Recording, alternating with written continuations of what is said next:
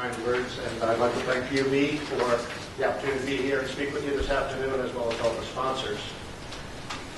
When I told my friends and family that I had this really great opportunity in Buffalo, what they said to me was, "It snows a lot up here in Buffalo, you know?" I said, "Yeah, but I'm a skier, you know, and I think snow's really pretty, you know, just walking down the streets and the trees covered with the snowfall, things like that."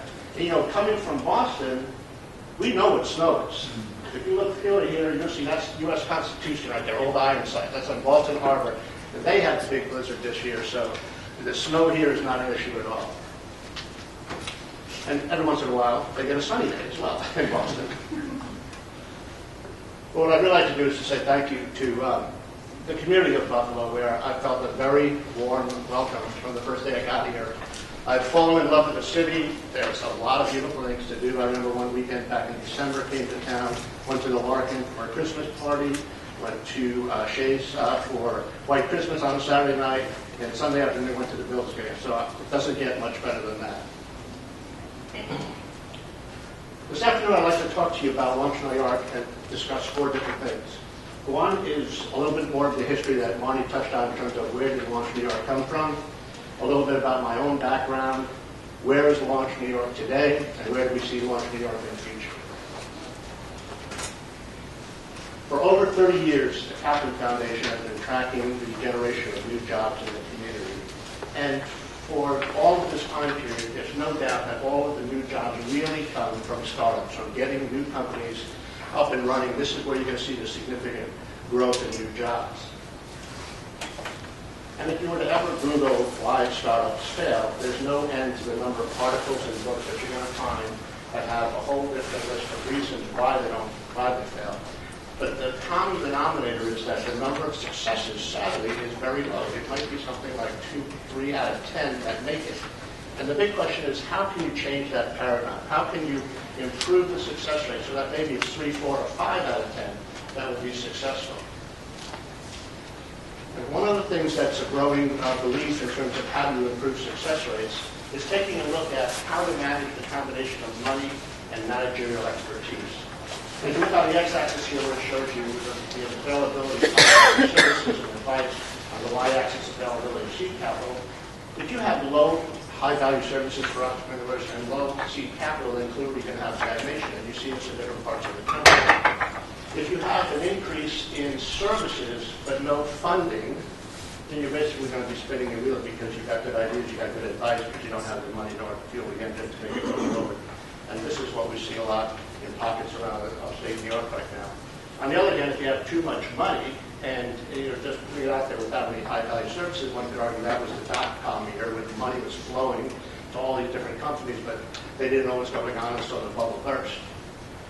The real sweet spot comes from how do you get the right combination of infusing money in order to get the company to the next level, and then also bringing in the management expertise to complement what already exists within that startup organization.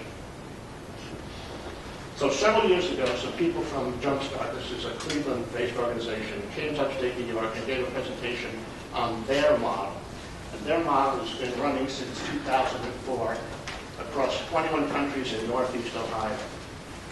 And what they did was, from their research, they said they really want to help companies cross what we now often commonly call the valley of death. Companies get started, they have an idea, they're trying to move it more towards the market, they're trying to demonstrate the product or proof of concept. But in that section, this is where most of the companies fail. They're failing for 2 reasons. They run out of money, or they don't have the management expertise to get to the other side. So connecting the capital with the competence in order to manage the money and to grow the company is really important. And this is what Jumpstart has been doing. I want to share with you some of the metrics that drove the people here, the leadership in upstate New York, to say, maybe this is the opportunity for us as well. Since 2004, they assisted intensive business assistance at no charge, what was pro bono, to 369 different companies. In the same time period, they invested in 68 companies, 68 startups. The amount of money over that period of time was $25 million that came directly from Jumpstart. But then follow-on funding for these companies is well over $400 million. And also interesting is that some of the companies that they helped, 69 of them, on their own, without the funding from Jumpstart, but by some of the advice and mentoring, they were able to raise over $1 million. These numbers look mostly at 2011, 79 million in revenue generated by the companies in just 1 year, 2011. Over the time period of since 2004, 1,500 direct jobs were created, and the overall economic impact is estimated to be 220 million in 2011 alone. On the upper left-hand side, I think this is a very significant advancement and improvement in the Northeast Ohio area.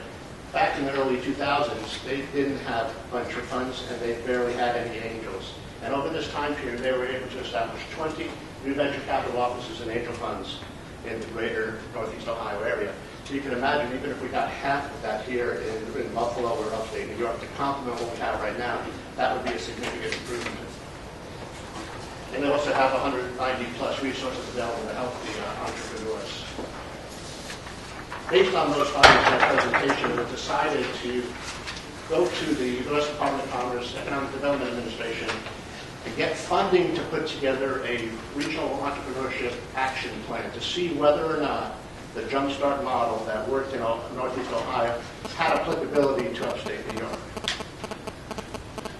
And from the beginning, as Marty stated, there was good collaboration across upstate New York. So you see at the top Zach Schulman, who's from Kaiser Ventures, that's in the Ithaca area, Al Culleton here in town, Steve Hyde from Batavia, Brian Anderson from the Syracuse area, Chris Dunstan from the Rochester area, Tom Schreiber from Ithaca, Heather Filiberto from Ithaca, and Marty Levine from here in Buffalo. So from the beginning, it had a good birth in terms of collaboration and the belief that this could add value across the region. And here you see the 4 different tiers that are represented within the region: Western New York, Finger Lakes, Central, and Southern tier. This is the conclusion of the findings that they found, the Central Region's opportunity for Upstate New York. Upstate New York has a lot of university research. It has a great legacy of innovation and a very well-educated workforce. That's a plus. That's the positive that we have. However, we're lacking sufficient entrepreneurial talent and the related expertise and the investment capital. The region produces a modest number of new high-potential startups, about 70 per year. And the deal flow continues to be suppressed because there's a shortage of the entrepreneurial assistance, the experience, and of course, the capital. So the ultimate question was, does Northeast Ohio represent a model that would be applicable to upstate New York? And there's lots of similarities. The per capita income is similar, population, educational attainment, manufacturing, and of course our good friend the snow.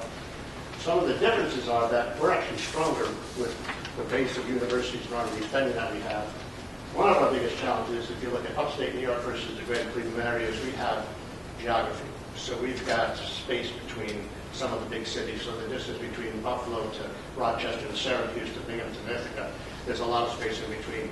And over time, these different cities were doing their own economic development work, and they were working to kind of reinvent after some of the large companies have left town. And it's understandable. The idea really is, can we bring this all together collectively and get the whole to be greater than the sum of the parts? If you're looking at this region, population only, 27 counties upstate New York, there's over 4 million people living in upstate New York. Sometimes you say to yourself, what does that mean, 4 million? How to put that in perspective? Well, 4 million people basically is the size of Los Angeles, bigger than Chicago, and larger than Houston and Philadelphia combined. So we've got a lot of people. We have a critical mass of people. The other thing that we have is we're close to $2 billion in annual research coming out of colleges and universities. That type of number rivals what you might find in Massachusetts in the combination of MIT, Harvard, and UMass collectively. This is a sizable number, so there's lots of opportunities. The big question is, how do we take advantage of it? The idea is, what if we worked in a more collaborative fashion? What if we were able to access different expertise across the entire upstate region in order to bring together the skill sets that are needed? In a given day, at a given moment, maybe somebody has an idea in Buffalo for nanotechnology with a technology that might relate to someone that's working in Corning or Ithaca. There might be someone in Rochester that could get some value from person that's looking at opportunities similar to that in the Syracuse area. Right now, there's really no organization, overarching, looking across the entire region, trying to bring people together, trying to get them to collaborate and work together in order to share best practices and the expertise that's needed. Based on that, it was decided to submit an application to the Economic Development Administration in order to implement that move, in order to go forward and put it into practice. In October of last year, we received a grant for $637,000. This money was matched by the Oshai Foundation and the Lent Foundation, and these dollars will extend into September of 2014. Once receiving the grant, there was an opportunity to go ahead and build Launch New York, and I had the opportunity to be hired for the position. I was employee number one for several months, which was a lot of fun. So when I met with anybody, I said, "You're meeting with the entire company right now." My background is I was born and raised in Hastings-on-Hudson, New York, downstate. So if I talk fast, that's where it comes from. I'm a pharmacist by training, but I always liked the business of pharmacy more than the practice of pharmacy, so I went on to get a master's in business administration. The first half of my career, I grew up in big pharma companies. I worked for companies like Squibb and J&J and Corning in sales and marketing and business development. And then the second half of my career was all entrepreneurial startups, 6 different startups. I've been involved with friends and family funding, angel investments, venture capital funds, and had some successes and had some not successes, because we don't say failures, right? We just had more experiences. But they're tremendous learning curves. And the types of companies that I was involved with, one was a data management company for the pharmaceutical industry. One was a reimbursement services company, helping patients understand how to get coverage for expensive medications. And another was a drug discovery pod that was a spin-off from the Medical College of Wisconsin. All great learning experiences, and I think that diversity of my background, I hope, will add value to startups here in upstate New York. Launch New York is a nonprofit venture development organization. So we're not a VC, we're a venture development nonprofit. So the funding that we have and we will provide over time will also come back into the company so we can help startups as we go forward. Our goal really is to identify, support, and invest in high growth and high impact companies and try to catalyze the entrepreneurial environment in 27 counties of upstate New York. That's not a small task, which you can well imagine. All of the cities in upstate New York have their own personalities, they have their own strengths, and the idea of trying to bring them all together will take time, but I'm confident that if we work together, we can get there. And I think that would be really the big difference of Launch New York, trying to collaborate and coordinate with all the good things that already exist in upstate New York. When I personally read the brief in advance of this opportunity, I was most impressed with so much that already exists in upstate New York. It's almost like the best kept secret because people are not necessarily talking about it. There's so much going on here in Buffalo. But I come from a city called Boston, and in Boston there's a lot of things going on. But collectively, what's here in upstate New York, I would say, would rival the opportunities that you would see in Boston. Just a little bit about our logo, in case everybody wonders what this might be. You know, I talked about trying to bring the money and the management together. So our creative group that we're working with the blue and the green kind of brought the two of them together. So this is where you see the arrow pointing up and launching. And there happens to be 27 dots right there. So you have 27 different counties represented. We are a startup. So we're going through all the things that all the startups go through. So we're living it personally in terms of how do you build your company, how do you brand your company, how do you go out and talk to your customers and understand what their particular needs are, how do you satisfy their needs, and then how do you grow your organization, how do you manage your cash, how do you manage your funding, how do you keep your company going. This company is going to stretch across those 27 counties. We currently have regional EIRs. I'll talk more about that a little bit in order to cover the entrepreneurs that exist across the state. And our goal really is that our offices will be relatively empty, that we will be mostly out with the entrepreneurs and out in the community trying to help them grow their companies. So a little bit about the current team that we have. We're really focusing right now on the entrepreneur in residence. The money that we received from the federal government, the $637,000 with the match, has a restriction. And the restriction is that It can only be utilized to provide services for the startup companies, not to make the direct investments. So we're currently also looking to raise an additional $5 million in order to have the money for the investments, and hopefully we'll have that by the second half of 2013. Right now we're focusing more on understanding the ecosystem and working in collaboration with partners and then trying to help the companies where we can. So the role of an EIR is trying to understand the needs of that entrepreneur, where they might be. They could be in various stages of development. Mentor them, coach them, support them, try to get them connected with the right resources that they need, and pretty much filling in the gaps that exist in terms of currently available programs and helping them get to the next level. Tom Schreiber is our entrepreneur in residence based in Ithaca. Tom was the interim CEO for Launch New York, so we're happy to have him part of the team. He understands the history and the goals and the vision for the corporation. Himself is an experienced entrepreneur. He's built several companies in the Ithaca area. His background is mostly in finance. Been involved in several different companies, investment banking, and he continues to work with Cornell University as an entrepreneur in residence as well as with us, and a good representative in the Ithaca area. Scott Cassidy is here in the Buffalo area. Scott is a serial entrepreneur of a different flavor. So sometimes you have entrepreneurs which are pure startups. They have an idea, they build a company, grow. Scott's type of entrepreneurism is buying a company, growing the company, and then selling it and looking for another opportunity. So he's not necessarily the idea guy, but he knows how to build and grow a company and make it successful and profitable. I think that's a very positive skill set that entrepreneurs can learn from. And a long time Buffalonian. He is also an angel investor, so from his own personal efforts in terms of putting back into the community, he's very much involved with the entrepreneurs in terms of their needs and what their challenges are. He's a good addition to our team.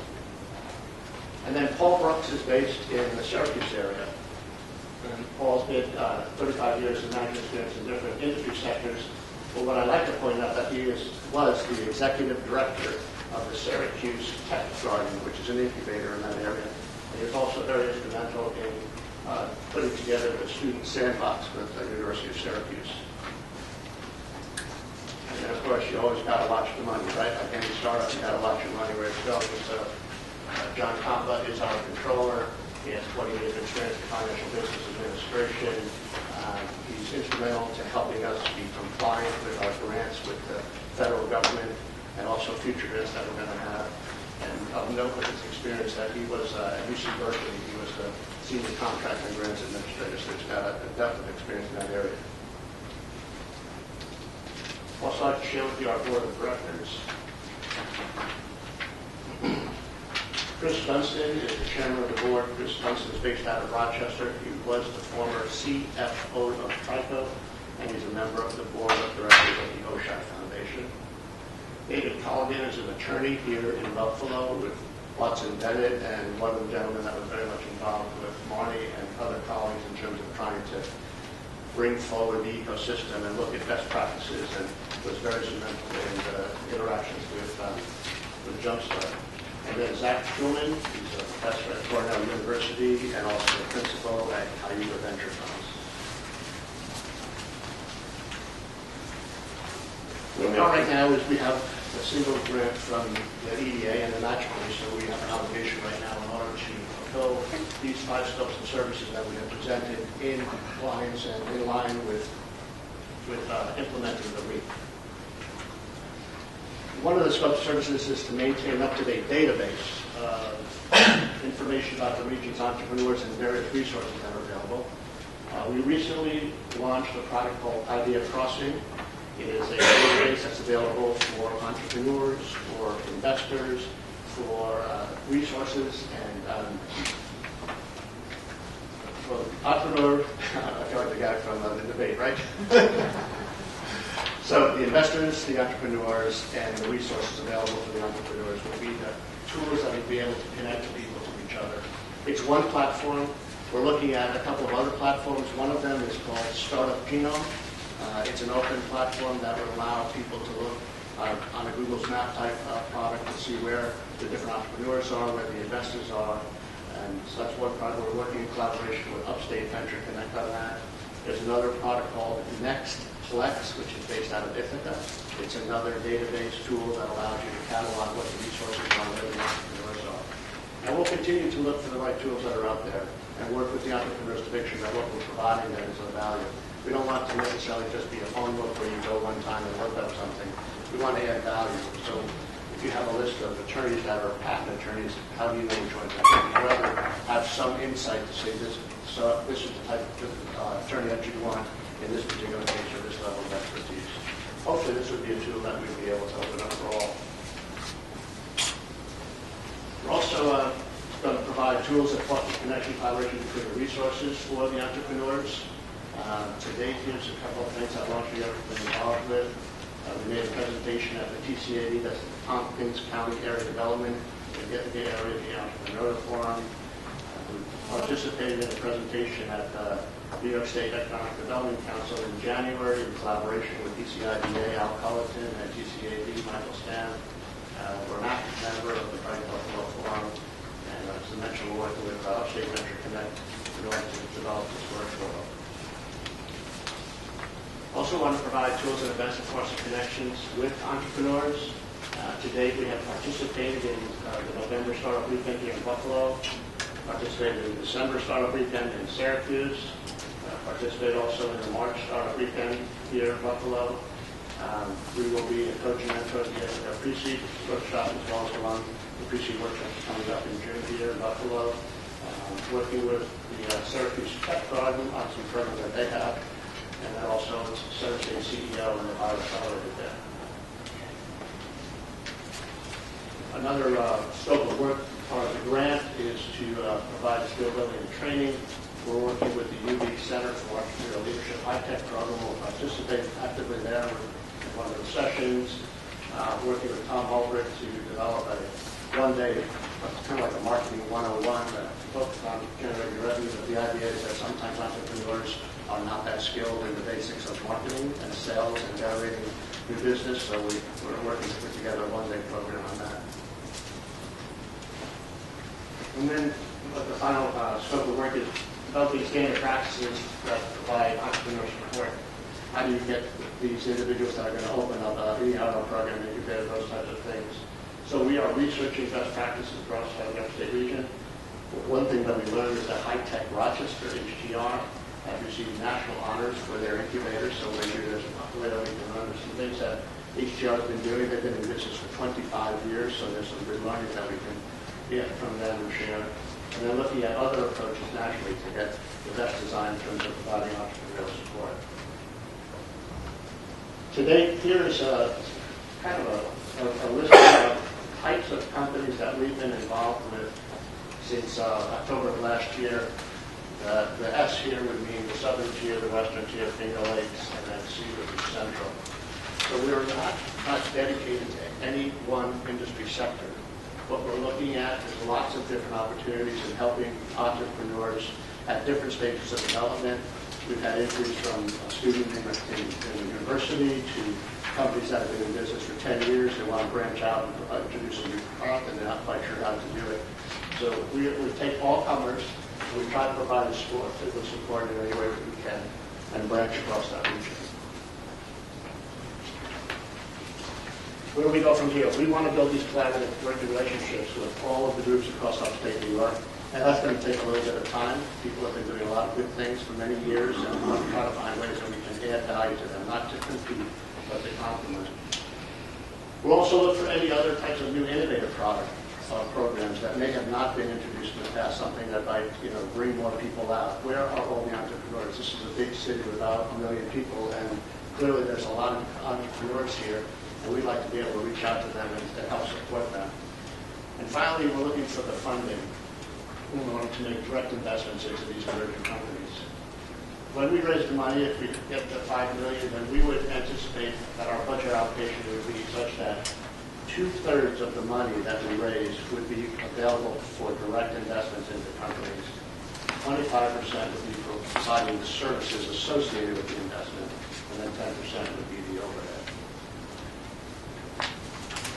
Where we would target our investments would really be here what we're calling an adolescent company. So while the companies start to come into the valley of death, we want to be the company that pulls them, if you will, out of Marty and others across upstate. There are programs here to get companies started. That Startup Weekend is one example, and other things like that where companies get started. There's some early on funding, the CAP funding, SBIR grants. We want to be kind of on the other side of the valley in order to pull them out and move them on towards the market and then beyond. The way that we'll work with the companies, we'll identify them initially, profile them, assess where they are, provide various advice depending on what their needs are. In some cases, if they look like a good opportunity for investment, we would go through a process of due diligence, make that investment, bring the money, bring the management expertise, and if necessary, help and support ongoing investments in the company. The big vision really is to say that Upstate New York, in fact, can be one of the top entrepreneurial regions in the U.S., a place where collaboration fuels innovation and new companies, startups flourish. I don't see any reason why, with all the resources and all the history and all the legacy and all the programs and good things that are happening in Upstate New York, why it can't be one of the top 10 regions in the country. Why not Upstate New York? Why in Boston all of a sudden some innovation happen? Why can't it be Upstate New York? Why were some of these other areas in the country that you didn't think of in the past become innovative? So the one thing is it does take time, and it's going to take a long-term commitment. Again, coming from Boston, people forget that way back when, Boston was the high-tech hub. Boston is where Wang Computers came from. Boston is where Beck, Digital Equipment Corporation came from. These big, mega, high-tech companies that basically lost it all to the west coast of the Silicon Valley because they were not on top of their business. And it took a long time for Boston to come back, and the biotech community didn't happen in the last 2 or 3 years. It's been trying to get there for the last 20 years. So it does take time.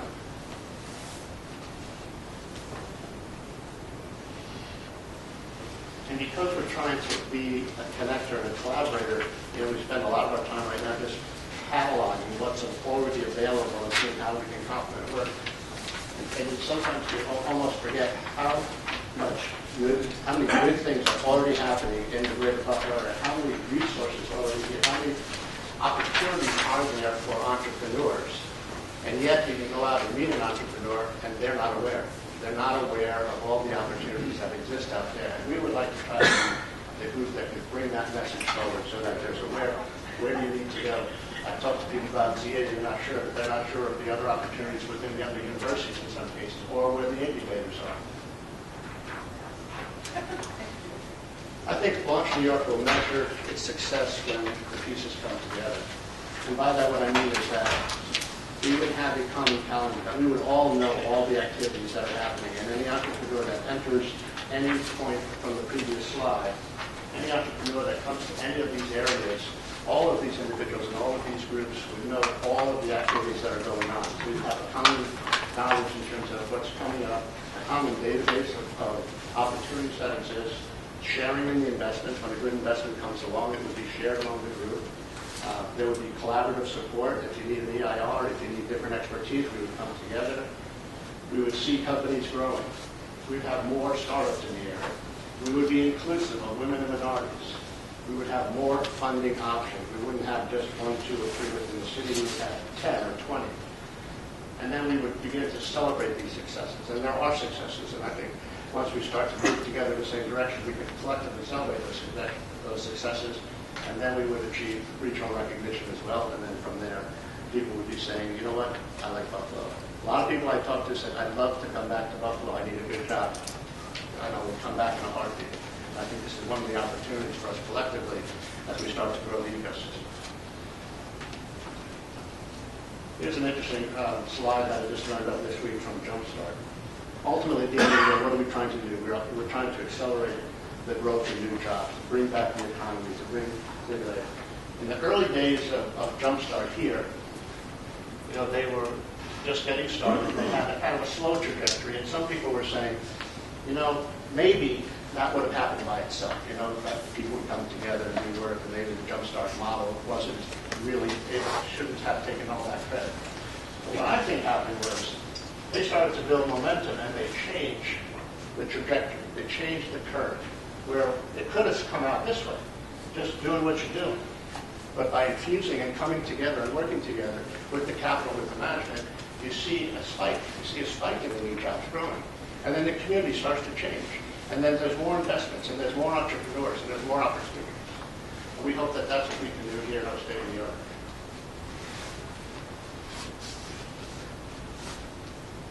So while I'm the new kid in town, I'm very bullish on Buffalo. I love this city. I love the opportunities. And maybe it's a fresh look. You know, maybe because you're living it all the time, you don't realize all that you have here, the opportunity, how good it is to be here in the city. So I think together we can build a great tomorrow and bring Buffalo back to its roots. You know, when I hear the history of Buffalo, it's amazing. It's amazing what the city was, and I believe it can be there again. So I thank you very much and open for any questions.